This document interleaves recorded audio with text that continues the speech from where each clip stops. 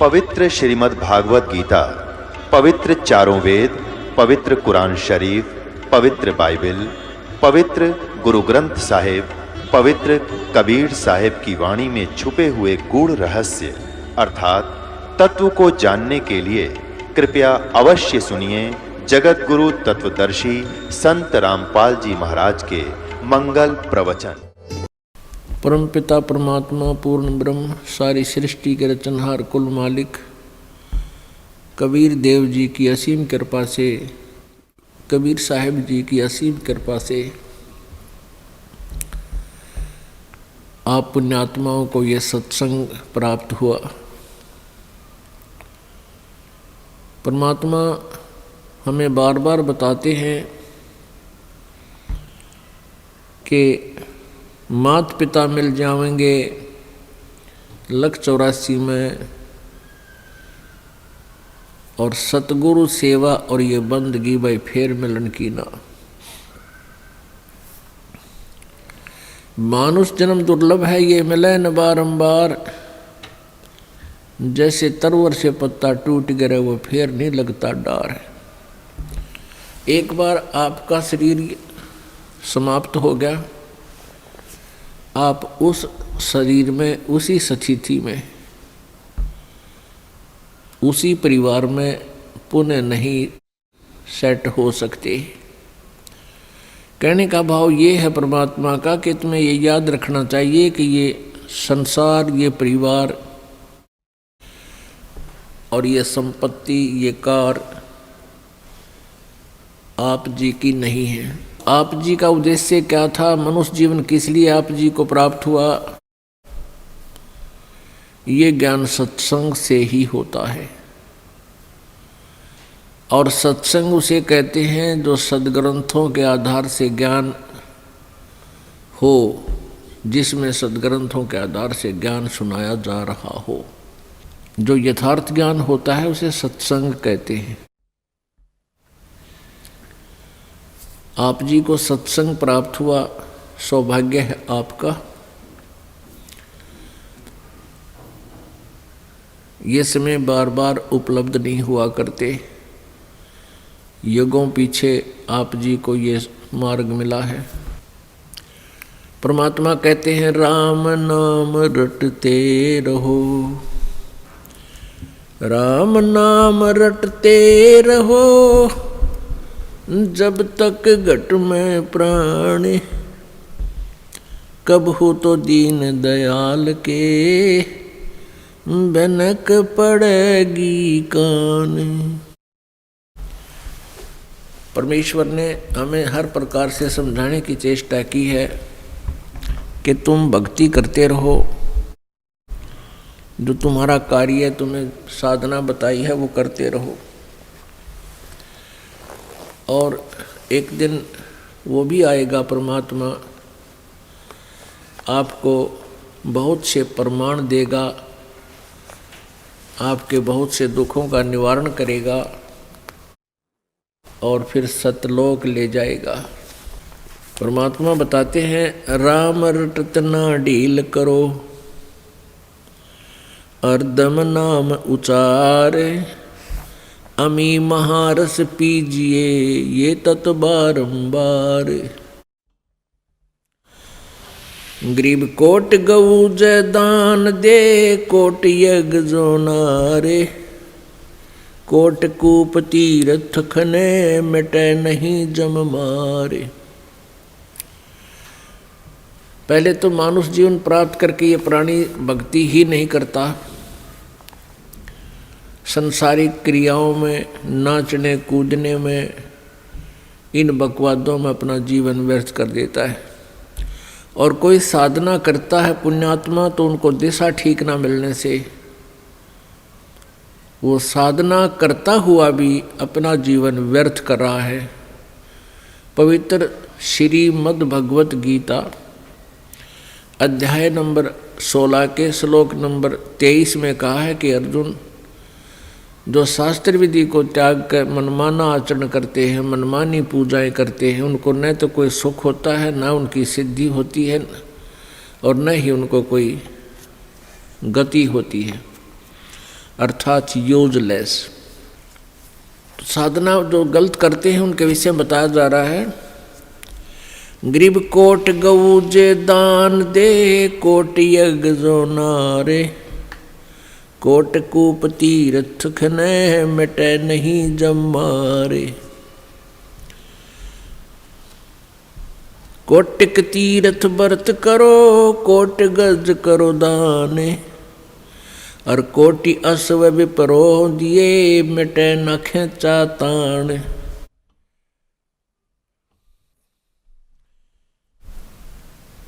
Coat गऊ जय दान दे। इन ऋषि महर्षियों ने, नकलियों ने गौ दान का बहुत महत्व बता रखा था। परमात्मा कहते हैं एक गौ के दान की तो बात छोड़, करोड़ गौ दान दे, और कोट ये धार्मिक भंडारे करे, यज्ञ कर दे, और कोट करोड़ से ये कुएं बनवा दे, और ये बाग बगीचे बनवा दे, मिटे नहीं खेचा ताने, मिटे नहीं जब मार। यम की जो मार है ये तुम्हारी समाप्त नहीं होगी, कर्म का दंड समाप्त नहीं होगा। कोटिक तीर्थ व्रत करो, और कोट गज कर दाने, कोटि अश्व विपरो दिए, मिटे न खेचा ताने। सत साधना के बगैर, सत साधना के बिना ये अन्य पूजाएं, अन्य कितना ही दान धर्म आप करते हो, आपकी जन्म मृत्यु और 84 लाख योनियों की ये भ्रमणा भटकना नहीं मिट सकती। गरीब ऐसा निर्मल नाम है, ये निर्मल करे शरीर, और ज्ञान मंडलीक हैं, चकवे ज्ञान कबीर। कहते हैं और जो ज्ञान आप जी को प्राप्त है, कोई हवन यज्ञ ही करता है, कोई स्वाध्याय ही करता रहता है।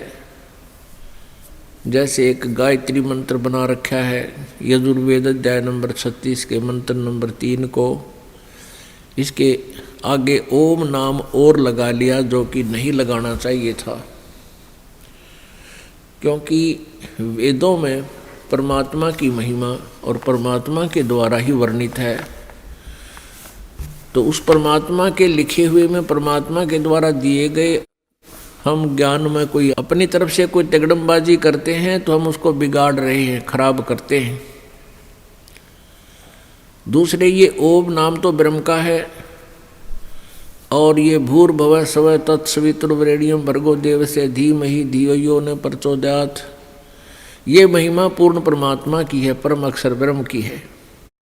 अब जैसे कोई प्रधानमंत्री जी के सामने प्रधानमंत्री जी को एप्लीकेशन लिख रहा हो और उसमें लिख दे मुख्यमंत्री जी, प्रधानमंत्री जी के सामने मुख्यमंत्री लिख दिया तो सारी ये बात बिगड़गी। तो इस प्रकार इस ओम नाम को इस मंत्र के साथ नहीं लगाना चाहिए, और केवल इस मंत्र के जाप करते रहने से मोक्ष नहीं, क्योंकि ये ऐसे तो हजारों मंत्र हैं वेदों में, प्रभु के जानकारी देते हैं, उसके विषय में ज्ञान कराते हैं। उन सभी मंत्रों में एक ही बात कही है कि पूर्ण परमात्मा है, वो सबसे पहले वही था और वही हमारा सबका उत्पत्ति करता है। वो परमात्मा हमें सद्बुद्धि दे, अपने चरणों में हमारा ध्यान लगाए रखे, हम भक्ति करते रहें, बुराइयों से बचें। और वेदों में प्रमाण दिया है, उसकी महिमा बताई है कि वो परमात्मा कैसी लीलाएं करता है, परमेश्वर की भक्ति से हमें लाभ क्या होता है, ये सारी जानकारी वेदों में मंत्रों के माध्यम से दी हुई है।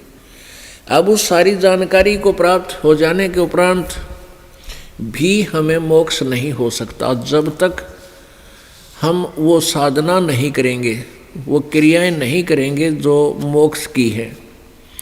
जैसे इलेक्ट्रिसिटी, इस बिजली की महिमा का ज्ञान है कि ये क्या क्या काम करती है। ये ट्यूब जला देती है, अंधेरे को रोशनी में बदल देती है। ये पंखा चलाती है, एसी चलाती है, कूलर चलाती है, पानी निकालती है, दूध रिड़क देती है, दूध बिलोती है, फैक्ट्रियां चला देती है। ये तो है जानकारी इस बिजली की। और इस जानकारी का कोई श्लोक बना ले, कोई चाहे कविता बना ले और उस कविता को डेली गा ले, रोज पढ़ ले, उससे लाभ क्या होगा? केवल इतना लाभ होगा कि हमें ये ज्ञान होगा कि बिजली में गुण क्या है, वो क्या काम करती है। जब तक हम बिजली का कनेक्शन नहीं लेंगे तो बिजली लाभ दे को नहीं। तो वो बिजली का कनेक्शन उस महिमा से अलग प्रोसीजर है, अलग से एक तरीका है। उस प्रोसीजर को अपना करके हम फिर बिजली का कनेक्शन लेना चाहिए। और कनेक्शन मिलने के बाद जो गुण हम बिजली के रोज पढ़ा करते, सुना करते, वो गुण हमें मिलने लगे।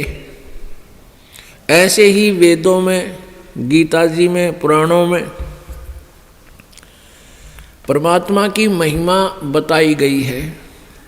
और उनको रोज पढ़ते रहने से केवल इतना लाभ होगा कि हमें प्रभु के गुणों का ज्ञान रहेगा कि परमात्मा ये करता है, परमात्मा ये करता है, अंधे को आँख देता है, कोढ़ी को काया देता है, रोगी को स्वस्थ बनाता है, निर्धन को धन दे देता है और मोक्ष करता है, जन्म मृत्यु से रहित करता है। तो ये गुण है भगवान के। इनको एक बार पढ़ो, चाहे 2 बार पढ़ो, चाहे 100 बार पढ़ो, अच्छी बात है, भगवान के गुणों का जानकारी बनी रहे। लेकिन उसका प्रोसीजर नहीं अपनाया कि कैसे वो मोक्ष करेगा, कैसे हमारे रोग नाश करेगा, कैसे हमारे पाप कर्मों का नाश करेगा। वो तरीका अलग है। पूर्ण संत की खोज करे। पूर्ण संत वही होगा जो 3 मंत्र का नाम जाप देगा। ओम तत्सत, ओम तत्सत, ये सांकेतिक मंत्र है। ओम तत्सत, ओम तत्सत, ये ऐसे नहीं जाप होता। ओम ब्रह्म का जाप है, ये तो सीधा बिल्कुल ठीक है। लेकिन तत् और सत ये गुप्त मंत्र हैं, ये कोड वर्ड हैं, सांकेतिक हैं, वो मंत्र अन्य है। इन तीनों मंत्रों के जाप से पूर्ण परमात्मा की प्राप्ति होगी। और जो पहला मंत्र आपको दिया जाता प्रथम बार, वो हमारा यहाँ से काल के लोक से ऋण उतरेगा। और फिर हम जब तक इस संसार में रहेंगे, संसारिक सुख सुविधाएं, आध्यात्मिक ये भौतिक सुख सुविधाएं हमें इन्हीं प्रथम मंत्र से मिलती रहेंगी। और दूसरा और तीसरा वो सारनाम, ये हमें मोक्ष प्राप्ति कराओगा। तो क्या बताते हैं? तो वो तीनों नाम प्राप्त करके परम संत से फिर वो भक्ति करने से मोक्ष होगा। प्रभु के जो गुण हम सुनते थे वो रोज प्राप्त होंगे आपको। गरीब ऐसा निर्मल नाम है, निर्मल करे शरीर, और ज्ञान मंडलीक है, चकवे ज्ञान कबीर। ऐसा निर्मल नाम है और निर्मल करे शरीर, और ज्ञान मंडलीक है, और चकवे ज्ञान कबीर। एक ऐसा मंत्र है, ऐसा नाम है जो हमारे पाप कर्मों को समाप्त करके हमारे शरीर को, आत्मा को, सूक्ष्म शरीर को निर्मल कर देता है। अन्य ज्ञान जो आज तक आप सुना करते थे, वेदों का, गीता जी का, कुरान और पुराण का, ये एक मंडलीक है। मंडलीक माने अक्षेत्रीय ज्ञान है, ये कुछ सीमित ज्ञान है। और चकवे ज्ञान कबीर, चक्रवर्ती ऑलराउंड ज्ञान जो है वो परमेश्वर कबीर जी द्वारा दिया गया अध्यात्म ज्ञान है। ऐसा निर्मल नाम है ये, निर्मल करे शरीर, और ज्ञान मंडलीक है, मंडलीक डिविजनल। और चकवे ज्ञान कबीर, कबीर परमेश्वर जी द्वारा दिया गया वो सच्चिदानंद घन ब्रह्म की वाणी में, कबीर वाणी में जो ज्ञान है वो चक्रवर्ती ज्ञान है, ऑल राउंड ज्ञान है और ऑल ज्ञान है। जैसे गीता जी अध्याय नंबर 4 के श्लोक नंबर 32 में कहा है कि जो 25 से लेकर 31 तक साधनाओं का जो वर्णन किया गया है, इससे भी और अन्य साधनाएं विशेष विस्तार के साथ सच्चिदानंद घन ब्रह्म की वाणी में, ब्रह्मणे मुखे सच्चिदानंद घन ब्रह्म की वाणी में विस्तार से कही गई है। और उनको तू कर्मों से यानी काम करते करते हठ योग नहीं, अपनी क्रियाओं से करने से वो सफल होती हैं, संपन्न होती हैं और फिर वो तो सभी कर्मों से मुक्त हो जाता है। उस ज्ञान को जो सच्चिदानंद घन ब्रह्म की वाणी में है, चौथे अध्याय के 34वें श्लोक में कहा कि उस ज्ञान को तू तत्वदर्शी संतों के पास जाकर समझ, उनसे सुन। इससे सिद्ध है कि गीता जी का ज्ञान भी डिविजनल है, मंडलीक है, ओवरऑल ज्ञान नहीं है, कंप्लीट नॉलेज नहीं है। इसी प्रकार यजुर्वेद अध्याय नंबर 40 के श्लोक नंबर 10 से लेकर 13 तक तत्वदर्शी संत से ही जानकारी प्राप्त करने के लिए कहा गया है कि वही कंप्लीट नॉलेज आपको बताएगा। इससे सीधा है कि वेदों का ज्ञान भी इनकम्प्लीट है, डिविजनल है, ये ऑल राउंड नहीं है।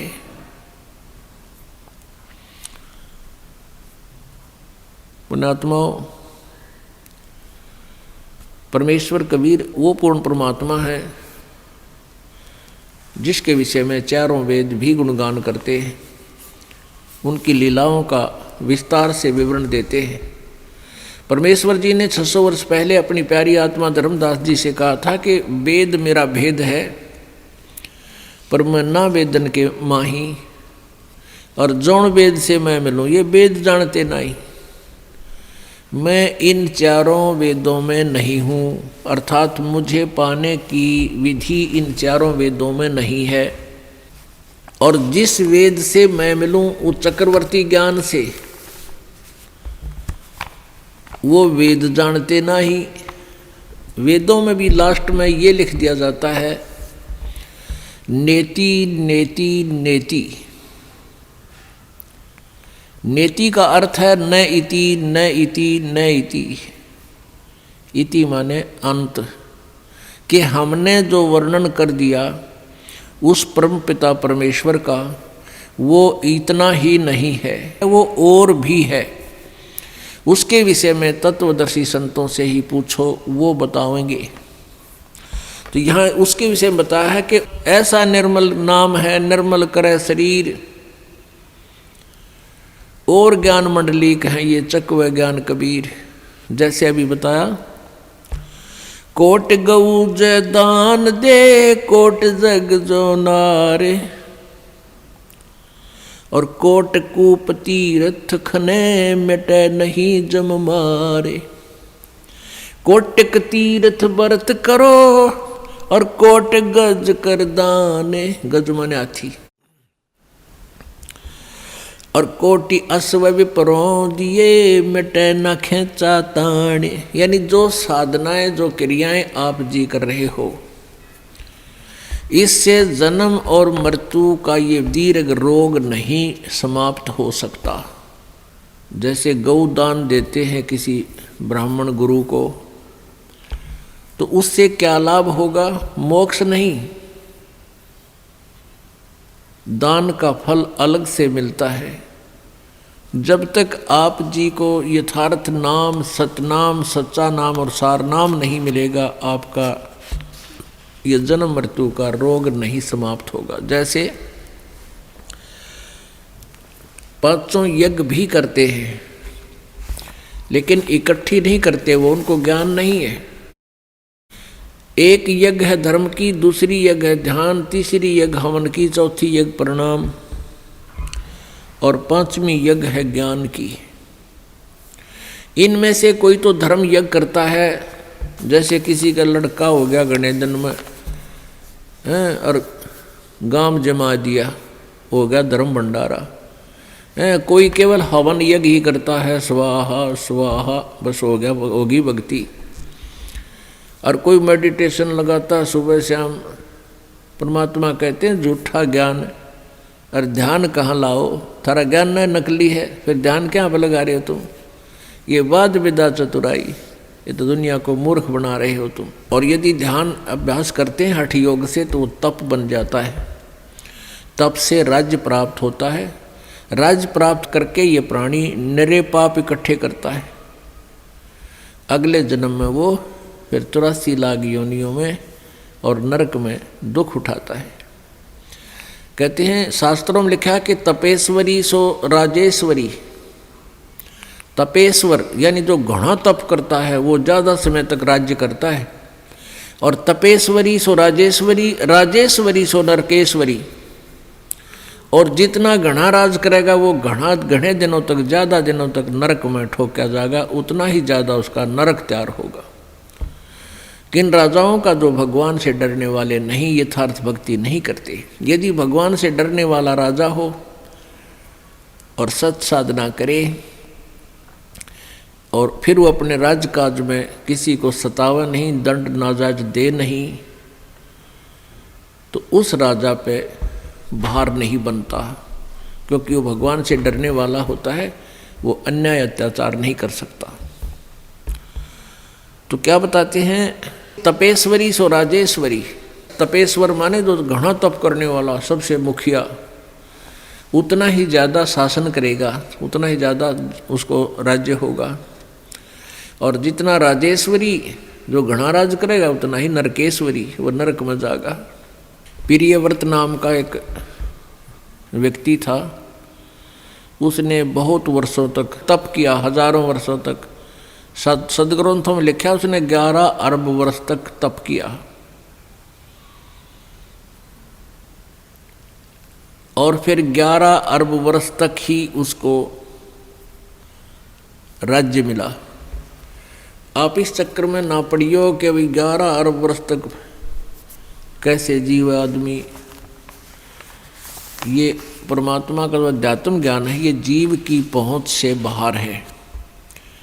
आप ये सोच ले कि उसने काफ़ी वर्षों तक राज किया, तप किया, फिर तप से उतने वर्षों तक राज किया, तो फिर उसको यम के दूत आए लेने के लिए, पार्षद आए लेने के लिए कहा कि प्रियव्रत चलो तेरा समय पूरा हो गया। अब वो राजा कहता है कि पार्षदों मुझे कुछ समय और जीने दो, कुछ समय और रहने दो, मुझे कुछ श्वास और ले लेने दो। देवदूतों ने कहा कि खबरदार, जब और एक भी सांस लिया तो तेरे लिए अलाउड नहीं रहा। उसी समय शरीर से खींच लिया, बाहर निकाल लिया और लेकर चल पड़े। धर्मराज के दरबार में जाकर धर्मराज ने पूछा कि भाई कुछ कमा के लाया कि खाली आया। वहाँ जाकर प्रियव्रत को पता लग गया था कि मनुष्य जीवन जिस उद्देश्य से मिला था वो काम बना को नहीं। कहने लगा जी खाली आया और कहा मुझे कुछ समय और दे दो, मैं भक्ति करूँगा, बकवाद नहीं करूँगा। अब धर्मराज ने कहा भाई मैं तो सत का राज करूँ हूँ, जिसा जिसने किया उसा फल देता हूँ, मैं ना घटा सकूँ ना बढ़ा सकूँ, ना तो फिर दोबारा मनुष्य जीवन नहीं दे सकता। तने 11 अरब वर्ष तक तप कराया था, इतना इतना राज कर लिया। और ये जो भक्ति करनी थी इसमें कोई सांस भगवान के नाम पर तने लाया को नहीं। अब नरक में जा बेटा, ठोक दिया ठाके, वहाँ कोई ना सुनता। एक तपस्वी था, उसने एक शिला पर बैठकर, पत्थर पर बैठकर काफ़ी वर्षों तक तप किया। तप करके जब वो वापस दरबार में आया तो न्यायाधीश ने पूछा, उस धर्मराज ने पूछा, धर्मराय ने पूछा कि भाई तपस्वी अदल करूं कि फजल करूं। अदल मीन न्याय और फजल मीन रहम। तो तपस्वी ने कहा कि मैं न्याय चाहूंगा कि मैंने तो तप कराया है डट के। कहने लगा न्याय करो। धर्मराज ने पूछा कि तूने जो तप किया था किस चीज के ऊपर बैठकर किया था? कि शिला पर। वो शिला तेरी है या मेरी? धर्मराज ने पूछा जिस शिला पर बैठकर तूने तप किया था वो तेरी है या मेरी? अब न्यू कह मेरी है तो लिया क्यों नहीं ठा के सिर पे? ने बोला ना आपकी है। अब मेरी शिला पर तूने बैठकर तप किया, अब बेटा उसका तू मुझे फल दे, उसका तू फल भोग। उसका प्रतिफल क्या? कि उस शिला को इतने ही वर्षों तक सिर पर रख ले। ये है मेरा न्याय। जैसा कर्म वैसा भरण, जैसा करेगा वैसा ही भरेगा। अब उसको सिर पर धर ले और जा सर्प की योनि धार और इतने वर्षों तक सर्प बनकर उस शिला के नीचे रह। मेरा यो न्याय हो जाएगा, अदल हो गया तुझा। इतना कहते ही फेंक दिया, ठाकर सर्प बन गया और इतने वर्षों तक उस शिला के नीचे वो तपस्वी रहा।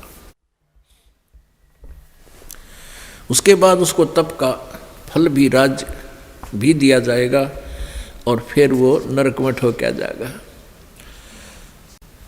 तो क्या बताते हैं? कोटि कूप तीर्थ खने, कोट गऊ जो दान दे, कोटि यज्ञ जो नारे। और कोट कूप तीर्थ खने, या मिटे नहीं जम मारे। गगन मंडल में रहत है अविनाशी आप अलेख, जुगन जुगन सत्संग है वो दर दर खेल बेख। वो परमात्मा नाना प्रकार के रूप बनाकर पृथ्वी पर आते रहते हैं, वैसे वो सतलोक में ऊपर गगन मंडल में रहता है वो भगवान।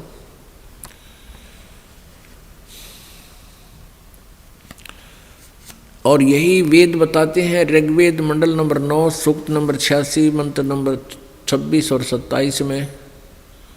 ऋग्वेद के ही मंडल नंबर 9 सूक्त नंबर 1, 2, 3 और मंडल नंबर 20 मंत्र 1, मंडल नंबर 9 सूक्त नंबर 96 के 16 से 20 में ये स्पष्ट किया हुआ है कि वो पूर्ण परमात्मा कबीर देव सतलोक में रहता है। एक तीसरे धाम में विराजमान है, वहाँ रहता है।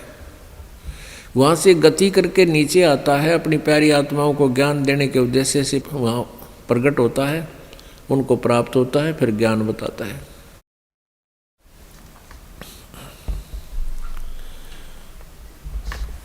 और यही परमात्मा, यही गरीबदास जी ने आंखों देखा कबीर परमेश्वर का ज्ञान वर्णन किया है।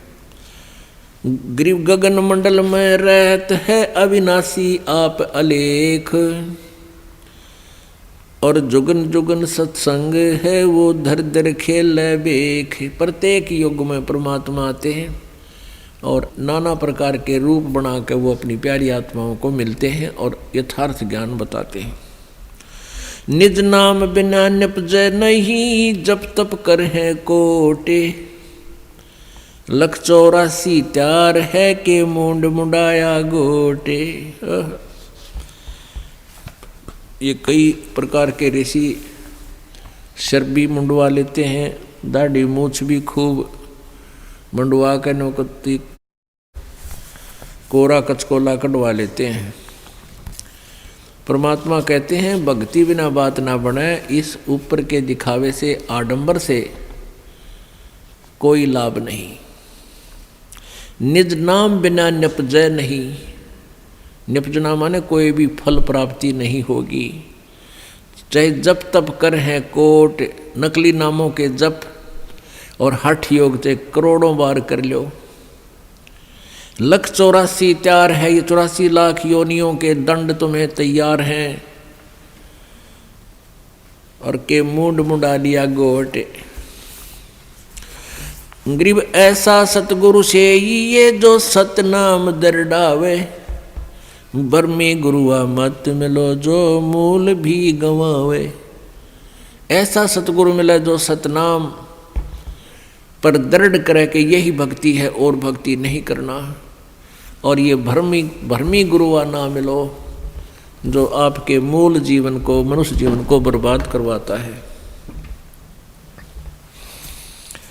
ग्रीव पंडित कोटि अनंत हैं, ये वक्ता कोटि अनंत, श्रोता कोटि अनंत हैं, पर बिरले साधु संत।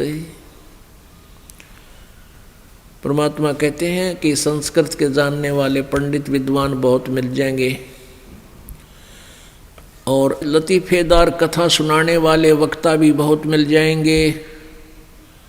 उनके पास श्रोताओं भी लाखों की संख्या में मिल जाएंगे, लेकिन बिरले साधु संत जो सत साधना करते हैं वो साधु कहलाते हैं। कहते हैं वो बहुत कम मिलेंगे, बिरला ही पाओगा कोई जिसको सत्य ज्ञान हो। जिन मिलते हैं सुख उपजय और मिटते कोटि उपादे, भवन चतुर्दश ढूंढियो वो परम स्नेही साधे। राम सरीखे साधु हैं, ये साध सरीखे राम, सतगुरु को सजदा करूं जिन दिन्या निज नाम।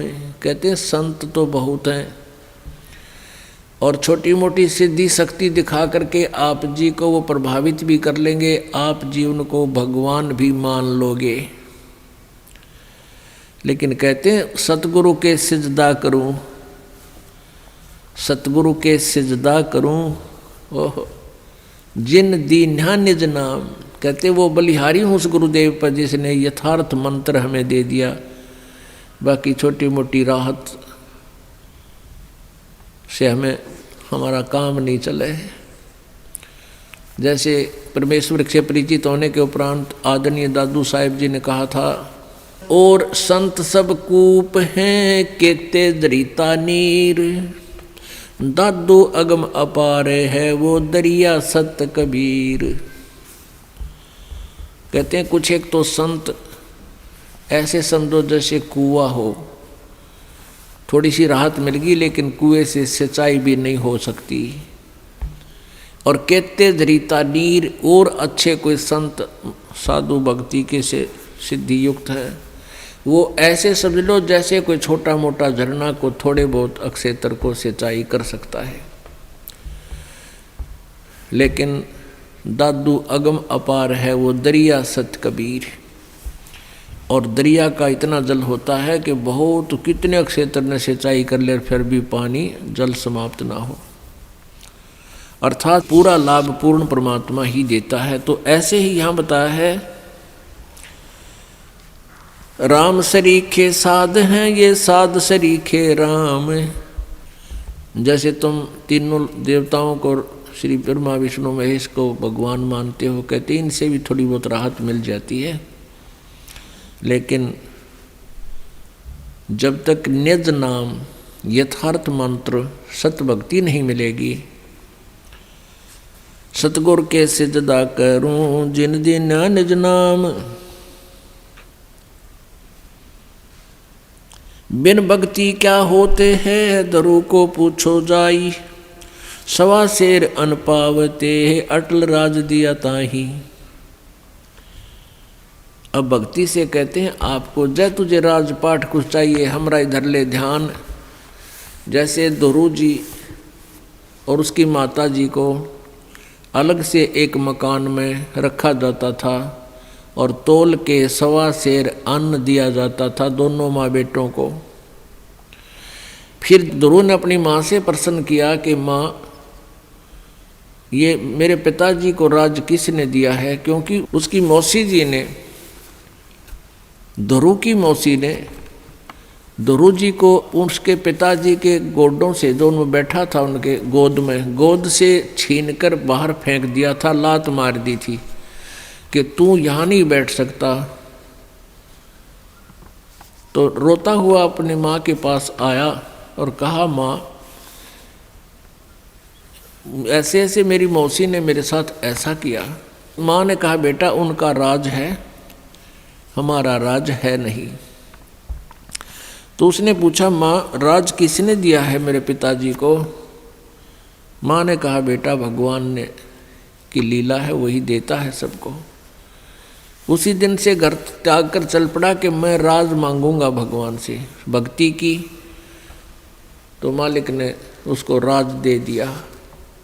कुछ दिनों के बाद उसका मौसी वाला भाई मार दिया किसी शत्रुओं ने, और वो राज्य फिर ध्रुव को प्राप्त हुआ। तो परमात्मा कहते हैं, बिन भक्ति क्या होत है, ध्रुव को पूछो जाई, सवा शेर अन पावते, अटल राज दिया ताही। भक्ति करने से अटल राज दे दिया, नहीं तो सवा शेर अन्न तोल के मिला करता, फिर ठाठ कर दिए। इस भक्ति के कारण कहते हैं मालिक ही सब कुछ दे सकता है। पूरी श्रद्धा के साथ साधना करो। लेकिन हमने अब ये ज्ञान हो गया कि हमने यो राज तो मांगना है को नहीं, आग लगाई से राज के, जिसने फिर नरक में जाना हो। परमात्मा कहते हैं, तीन लोक का राज जय जीव को कोई दे, लाख बधाई क्या करे जय नहीं सतनाम से ने। यदि जिसके पास सतनाम नहीं है, चाहे उसको तीन लोक का भी राज मिले, कहते के बधाई गावा ही तो नरक की तैयारी कर ली।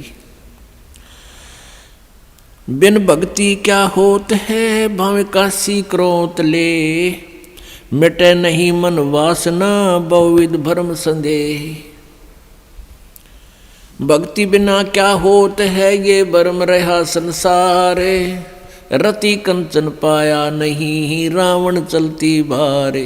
ओह, परमात्मा कहते हैं बंदी छोड़ कबीर जी, और उन्हीं से प्राप्त ज्ञान को गरीबदास जी बता रहे हैं कि भक्ति बिना क्या होता है, यो भटक रहा संसार। और रति कंचन, 1 ग्राम सोना भी नहीं प्राप्त हुआ, रावण चलती बार। सर्व सोने की लंका थी, वह रावण से रणधीरम, एक पलक में राज बिराजी, जम के पड़े जंजीरम। सारी सोने की लंका बना रखा था, महल सोने की, जैसे हम गारा की ईंट बनाते हैं, ऐसे सोने की ईंटें बना बना कर उसने महल बना रखे थे। ओए होए, लेकिन सत भक्ति की नहीं। भक्ति तो की उसने, तमोगुण भगवान शिव की, लेकिन पूर्ण परमात्मा की, परम अक्षर ब्रह्म की साधना नहीं की। उसके विषय में कह रहे हैं कि सत भक्ति बिना क्या होता है, ये भरम रहा संसार। और रति कंचन, रति माने 100 ग्राम भी, रति कंचन, कंचन मीन सोना, स्वर्ण, गोल्ड। रति कंचन पाया नहीं, रावण चलती बार। जाते समय 1 ग्राम भी सोना लेकर नहीं गया, और फिर नरक में ठोका गया। गरीब धना भगत की धोन लगी, बीज दिया जिनदाने, सूखा खेत हरा हुआ, काकर बोई जाने। अपने आत्मा परमात्मा से जो अनहोनी होती है और हुई है, अब भी हो रही है, ये उन्हीं को होती है जो सत भक्ति करते हैं, परम संत की शरण में रहते हैं और सच्ची लगन से साधना करते हैं। और पूर्ण परमात्मा कबीर देव ही सबकी, जैसी कोई भक्ति साधना कर रहा है, उसकी लाज वही रखता है। गीता जी अध्याय नंबर 15 के श्लोक नंबर 16-17 में बताया है कि क्षरपुरुष और अक्षर पुरुष, ये 2 प्रकार के प्रभु हैं। ये नाशवान हैं दोनों के दोनों, और इनके अक्षेत्र में, इनके राज लोक में जितने भी प्राणी हैं वो भी नाशवान हैं। जीव आत्मा सबकी अमर है। फिर 17वें श्लोक में बताया है 15वें अध्याय के गीता जी में कि उत्तम पुरुष तु अन्य परमात्मा इति उदाहरते। यह लोक तरम आविश्य विभर्ति अवय ईश्वर है। वो श्रेष्ठ परमात्मा वास्तव में भगवान जो है वो तो इन दोनों से और है, सरपुरुष और अक्षर पुरुष से, और वही तीनों लोकों में प्रवेश करके सबका धारण पोषण करता है। यानी उसी से सब कुछ होता है, वही सब कुछ है। जैसे पौधे को, पेड़ को जड़ से, मूल से आहार प्राप्त होता है, उसमें जो भी फिर आगे विकास हो रहा है वो आहार से ही हो रहा है। भाई इतना ही समझना काफ़ी है बुद्धिमान के लिए। तो कबीर परमेश्वर से ही सबको पावर शक्ति जैसी कोई साधना किसी प्रकार की कर रहा है, उस परमेश्वर से ही उसका वो शक्ति मिल रही है और वो उससे उसी प्रकार की प्रोग्रेस उसकी हो रही है। तो धन्ना भक्त ये किसान था, जाट जाति में था, राजस्थान के अंदर। ये बहुत ही श्रद्धालु भक्त था, परमात्मा में इतनी आस्था थी, दया, बहुत दया थी, धार्मिकता उनके अंदर बहुत ज़्यादा थी। उसकी धर्मपत्नी बहुत ही नास्तिक टाइप थी, वो भगत जी को काफ़ी बाधा पैदा करती थी भक्ति मार्ग में। फिर भी भक्त अपनी श्रद्धा और स्वभाव से कभी विचलित नहीं होता था, क्योंकि राजस्थान के अंदर बहुत पहले की बातें हैं, 400 वर्ष पहले, तो वर्षा हो जाती थी तो अन्न होता था, ज्वार बाजरे बोआ करते थे, अन्यथा बहुत ही भूखमरी होती थी, गरीबी बहुत थी, निर्धनता बहुत थी। एक बार वर्षा हुई और धन्ना भगत की बीज बोने के लिए, ज्वार बोने के लिए चल पड़ा। रास्ते में 4 संत भगत आ गए और भगत को देख करके भगत प्रणाम करते हैं, गदगद होते हैं, बैल खड़े कर लिए, वो जो ऊँट था वो खड़ा कर लिया और हाथ जोड़ कर प्रणाम किया, नमस्कार हो संतों को, राम राम कही और कुशल मंगल पूछा भगत ने। तो उन भक्तों ने बताया कि कुशल काहे की है भगत, 4 दिन हो गए रोटी नहीं खा ली, 3-4 दिन हो गए कोई अन्न नहीं मिला, हम ऐसे तीर्थ यात्रा पर जा रहे हैं। अब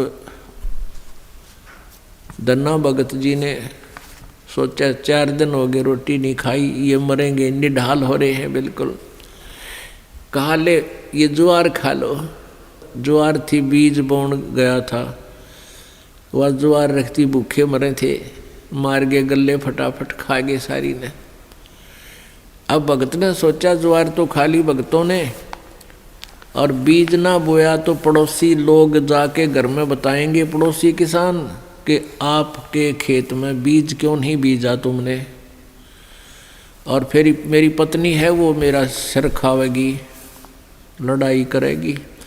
उसने कंकर उठा ली, कहीं से ही कंकर इकट्ठी कर ली खेतों से और वो डाल ली थैले में, और जैसे और किसान बीज बीजे थे ऐसे डाला सारे का और उसके ऊपर का हल चला के आ गया।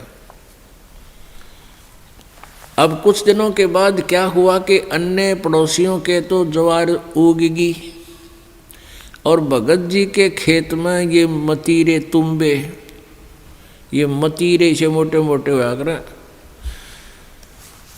ये तुम्बे उग गए, जो सीताफल जितने बड़े बड़े हुआ कर तुम्बे। अब एक पड़ोसन ने जाके उसकी पत्नी से कहा, धन्ना भगत की पत्नी से, उससे पूछा कि तुमने ज्वार नहीं बीजी थी क्या? धन्ना भगत की पत्नी ने कहा क्या मतलब? कि आपके खेत में तो वो तुम्बे मतीरे अपने आप उग गए हैं, वो तो आप उग गया करें, वहाँ बोने नहीं पड़ते राजस्थान के क्षेत्र में।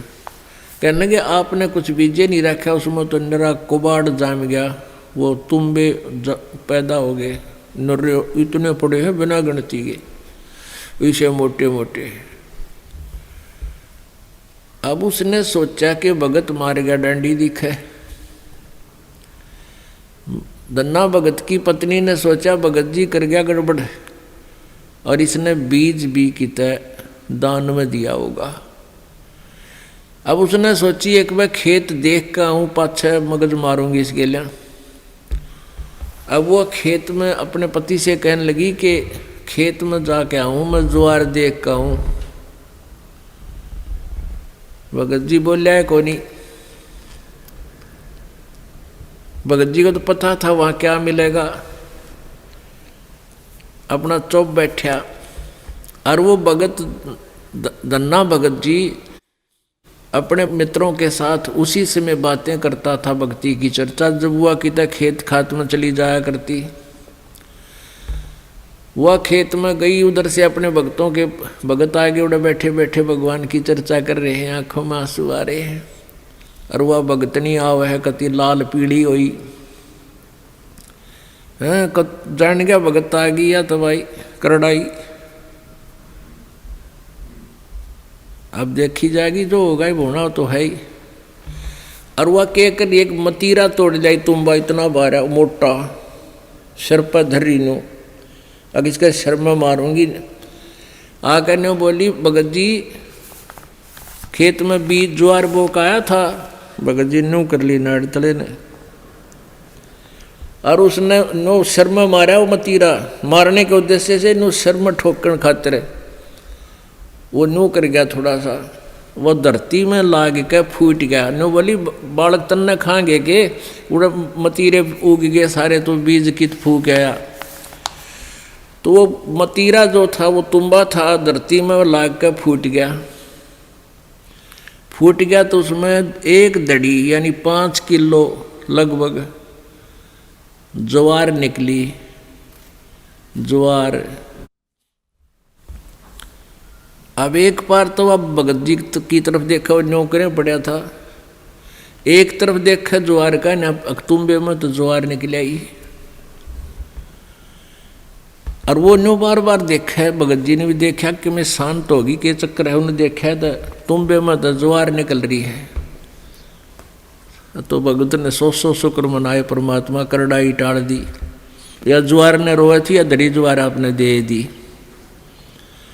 इतने में फिर अब उसके मन में न्यू आई कि कदे और भी तुम भी ज्वार पाओगी। फिर तो ले कर चद्दर और ले कर मोगरा डंडा बाज ली, वहाँ बिछा ली चद्दर और मतीरा धरा, डंडा मारा, न उठा के फेंक दे। परल दे ही ज्वार निकला, ढेर लग गया उस ज्वार का। और औरा कहते वही इतनी खड़ी थी सुक्की, और वर्षा हुई नहीं, उनकी खत्म होगी गांव वालों की। और भगत के उस खेत में तुम ब्या मत ज्वार निकला, दुनिया देखना हुए। युवा भगतनी एक गठड़ी और ठा के चाल पड़े। जब वह 3-4 गठड़ ले आई, 3-4 अपना जितनी उस खेत में होनी थी, उगनी थी, यानी जिसमें निपज होनी थी उपज, उतनी ज्वार जब आ ली, भगत जी ने बोले वो और मत लाइए, अपनी आ चुकी है और इसको बांट दे सारे गांव में, सबके बालक भूखे हैं। ने बोली क्यों, मैं सारी लाऊंगी। वह लाई ठाठा गए। फिर जो भी गिठड़ी लाए वहाँ तक ताबा बोझ मरती, वहाँ खोल ला उसके वो बूमड़ा हो जाए, उसके फूल वो बन जाए छिलका, ज्वार ना रहे। वह 1-2 गिठड़ी तो लाई, फिर बैठ गई। अगियो अच्छा चाड़ा हुआ। तब धन्ना भक्त ने कहा भाई बाकी की ज्वार भगवान ने आप सबके लिए दी है और अपने हिसाब की ले जियो, जिसने जितनी चाहिए, और सबको बांट दे। तो परमात्मा कहते हैं ये मालिक ऐसे ही किया करता है, तो हम सच्ची लगन लगावें। परसों एक बहन आई रेवाड़ी साइड की, वह 10-8-9 वर्ष से नाम ले रही थी। उसका पति नाम नहीं ले हुआ था, वो गुटी छुट्टी लावा था। फिर उसने वो तकलीफ होगी, कोई बीमार सिमार हो गया, उसने भी नाम ले लिया। वो नाम लेकर गए थे, वो अकेला वो ले गया था, वह पत्नी उसको दिलाकर नाम लेकर गई थी। वो पहले से लिए हुई थी नाम, उसकी पत्नी। वो ना माना करता पहले बिल्कुल भी। वो बीमार सिमार सा हो गया, फिर नाम ले लिया। उसके पति ने 1700 रुपये रखे थे, गरीब सा काम, बिल्कुल निर्धन से है। और 1.5 और 15 नोट थे 10-10 के, 150 रुपये उन 1700 में। तो उसकी पत्नी को कुछ पैसों की आवश्यकता थी। भगत ने कहा कि वहाँ से उठा ले, 1700 रुपये रखे हैं। तो उसने देखा वो 1700 तो रखे थे, उसने थोड़े से चाहिए थे, 100-200 निकाल लूँ। तो उसमें देखा तो 1700 तक होना, वो जो 10-10 के नोट थे वो 1-1 के बन गए। वो 15,000 रुपये तो वो 150 रुपया के हो गए, और बाकी वो जो 1700 का जोड़ अलग रह गया, 1450-1500 वह न्यारी। तो वह कहने लगी भगत ने, अकाइयत ने के दिखाऊं, क्या देख के कर दिया परमात्मा ने, हमारे गुरुदेव ने, कबीर परमेश्वर ने के कर दिया कि ये तो घने रुपये हो गए, 15,000 हो गए, ये तू 150 बताओ था तो 1500 है बोला। वो कहने लगा हमारे 15,000 तो मैंने देखे को नहीं है, कई साल हो गए, 15,000 कितना है गया, देख ले के हो गया यूँ। तो भगत ने कहा है कि तो एक घने दिन पहले की नाम ले रही है, गुरुजी ने के बारे में आप ही ज़्यादा जानते हो, मन तैयबा नाम लिया है, ये के कर दिया हमारे घर पे, यानी तू ही ज़्यादा जान सकती है आपके भगवान के बारे में। तो पुण्यात्मा हुआ बेबे फिर यहाँ पैसे लेकर आई, पाठ करवाया। ने बोले जी ये वो नोट कति जानो ये गड्डी में काट के लाए, ऐसे 5 नोट उस बहन ने दिए यहाँ पर। तो पुण्यात्माओं पहले तो एक उदाहरण धन्ना भगत जी का आज तक गुणगान किया जाता है, और यहाँ परमेश्वर कबीर जी की कृपा से, उस परम पिता परम अक्षर ब्रह्म की रजा से, या गिनती नहीं इसे चमत्कारों की।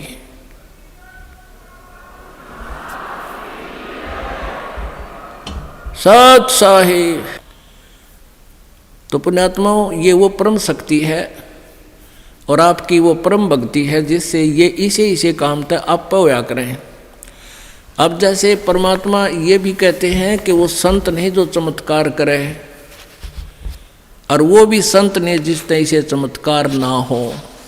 बताओ दोनों बात कि एक तो न्यू का जातर न्यू हो जाएगा, वो संत नहीं, वो ढेर आदमी है।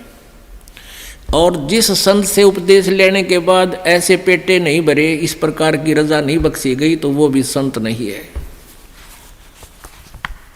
यानी संत ये नहीं कहता तरह होंगे, लेकिन वो क्रिया ऐसी बता देता, वो हंग होंगे, अपने आप होंगे, ना चाहते हुए भी होंगे। ऐसे बहुत से प्रमाण हैं। ये वो परमात्मा है पूरी पृथ्वी का सोना बना दे, पर फिर रोटी कितना खाएंगे। ये सब कुछ दे सकता है आपको, लेकिन फिर आपका आड़े जी लाग जाएगा। इसलिए इतना ही देते हैं जिससे तेरा काम चला रहे और परमात्मा की याद बनी रहे। परमेश्वर हमें याद दिलाते हैं, आप पे आरती, आप पे साजे, आप पे किंगर, आप पे बाजे। अपने ऊपर ही उदाहरण देकर कहते हैं, साईं इतना दीजिए जिसमें कुटुंब समावे, और हम भी भूखे ना रहें, अतिथि न भूखा जावे।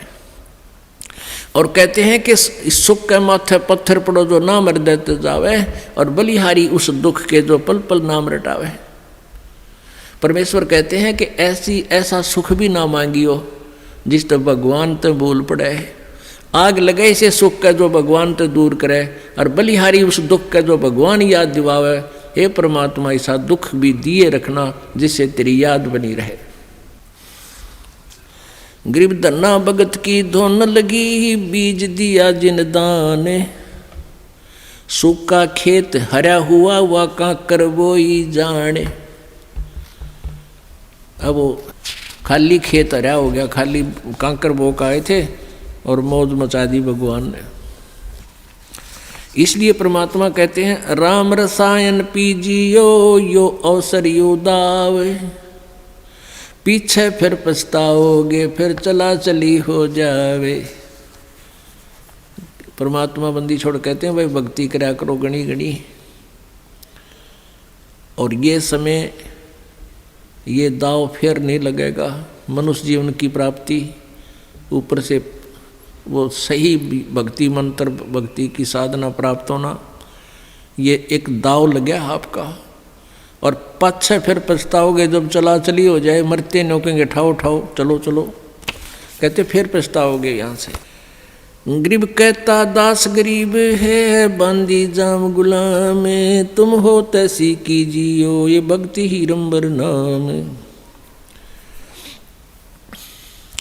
गरीब भूमि बड़ो भरोसा डूबे हैं, ये कल्पत हैं दो दीन, सबका सतगुरु कुल धनी, मगर भयालो लीन। अब क्या बताते हैं गरीबदास साहिब जी के भूमि भरोसा डूब रहे हैं, भटक अपनी भक्ति नष्ट कर रहे हैं, और कल्पत हैं दो दीन, हिंदू और मुसलमान ये दोनों धर्म ये भटक रहे हैं, मार्ग से दूर चले गए हैं, और सबका सतगुरु कुल धनी, मगर भयो लोलीन। भूमि भरोसा डूबते हैं, जैसे मुसलमान भाई कहते हैं कि मक्का में जाने से मोक्ष होता है, और मक्का में जिसकी मृत्यु हो जाती है उसका सीधा स्वर्ग भिष्ट जाता है। परमात्मा ने बहुत से उदाहरण दिए हुए हैं, और पंडित लोग कहा करते थे ब्राह्मण हिंदू धर्म के गुरु कि जो काशी शहर में मृत्यु को प्राप्त होता है वो सीधा स्वर्ग जाता है, और जो मगर मृत्यु को प्राप्त होता है वो गधा बनता है, वो नरक जाता है। परमात्मा कबीर जी परमेश्वर जी स्वयं जब तत्वदर्शी संत की भूमिका करने आए हुए थे बनारस में काशी में, तब कहा करते थे कि पुण्यकर्मी प्राणी और सत साधना करने वाला भक्त वो कहीं पर भी शरीर छोड़े, कहीं पर भी उसकी मृत्यु हो, वो अपनी भक्ति की कमाई से अपने इष्ट के पास चला जाता है, वो नरक नहीं जाता। और दुष्कर्मी प्राणी सत भक्ति ना करने वाला भक्त चाहे कहीं पर भी काशी मरो चाहे मगर मरो वो सीधा नरक में जाता है। लेकिन ये बात उन काशी के पंडितों के गले नहीं उतरे थी। इस भ्रम को मिटाने के लिए परमेश्वर जी कबीर जी ने कहा कि भाई मैं मगर में शरीर छोड़ूंगा, मैं मगर में शरीर छोड़ूंगा, और पंडितों तुम मेरे साथ चलो और थारे ये पत्रे वत्रे ज्योतिष जातिष सारी इकट्ठी कर ला लियो तुम, और बता दियो फिर यहाँ उपस्थित लोगों को कि मैं कहाँ गया हूँ, ईमानदारी से बताना।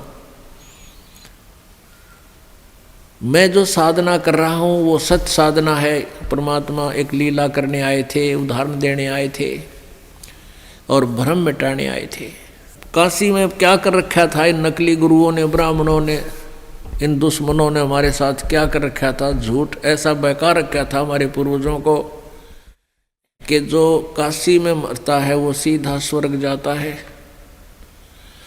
तो श्रद्धालु व्यक्तियों ने, जिनके पास कुछ धन अच्छा था, धनी लोगों ने, विशेषकर वैश्य कुल के लोगों ने, वाणियों ने, उन ब्राह्मणों की बात को बहुत महत्व दिया। उनके बुजुर्ग कहने लगे बेटा हमारी मृत्यु तो होनी है, यदि हमारा काशी में कुछ दिन निवास हो जाए लास्ट में तो हमें स्वर्ग मिल जाएगा, गुरुजी बताते हैं। तो उन भक्तों ने सोचा भी माँ बाप ने सारी उम्र हमारे लिए बहुत कुछ किया है और अंत के समय में इनको काशी में कोई किराए पर मकान लेकर नौकर छोड़ जाएंगे, ये वहाँ मृत्यु को प्राप्त हो जाएंगे, गुरुजी के वचन भी सुनते रहेंगे और इनका कल्याण हो जाएगा। ऐसा करना शुरू कर दिया। फिर उन गुरुओं ने के स्कीम बनाई कि ये बहुत ज़्यादा उनके श्रद्धालु आने लगे और बाहर कमरा लेंगे। तो उनके लिए उन्होंने कहा कि तुम ऐसा करो, हमारे पास ही छोड़ दो अपने माता पिता को, जो इनका खर्चा दो हमें दे दो, हम इनकी सेवा कर दिया करेंगे, यहाँ भक्ति भी करते रहेंगे, हमने भी खर्चा अपनी रोटी बनानी है, इनको भी बना दिया करेंगे। अब लालच में हुआ आफत मोल ले ली उन पंडिता ने।